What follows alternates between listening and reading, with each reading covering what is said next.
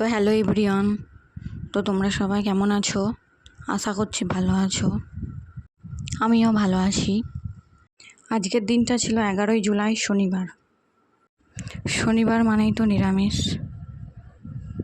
তো চলো কি রান্না করা যায় দেখি। তো তার আগে কটা জামা কাপড় ছিল, তো চলো ভাঁজ করে নিই,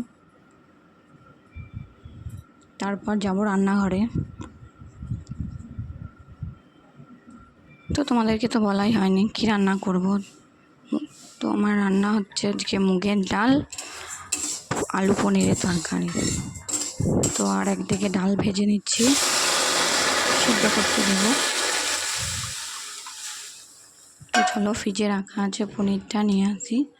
দেখো পনির, চলো আবার কেটে নিই। তো আমার ডাল সিদ্ধ হয়ে গেছে, এবার মশলাটা করে নেব। তো আমি সিলাই মশলা করি, তোমাদেরকে তো আগেই বলেছি। কড়াইয়ে দেখো তেল দিয়ে দিলাম। তো তেলের মধ্যে 5 ফোড়ন, শুকনো লঙ্কা, তেজপাতা সব দিয়ে দেবো। আদা, জিরে, লঙ্কা বেটে ওর মধ্যে টমেটো দিয়ে ভালো করে নেড়ে চেড়ে ডালটা ঢেলে দেবো।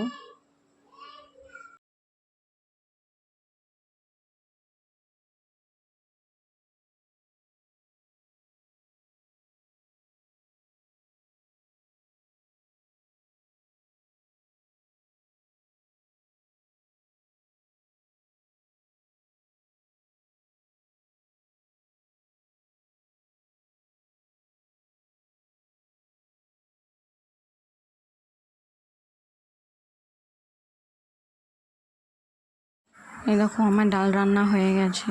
তো এবার নামিয়ে নেব একটা বাটিতে। তো নামিয়ে নিলাম। কত ধোয়া দেখো।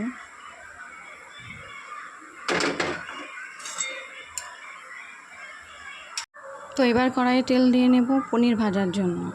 তো চলো পনিরগুলোকে তেলের মধ্যে ছেড়ে দিই। তো দেখো এখানে আমি আলুটা কেটে নিয়েছি। তো পনিরটা ভাজা হয়ে গেছে, এবার তুলে নেব।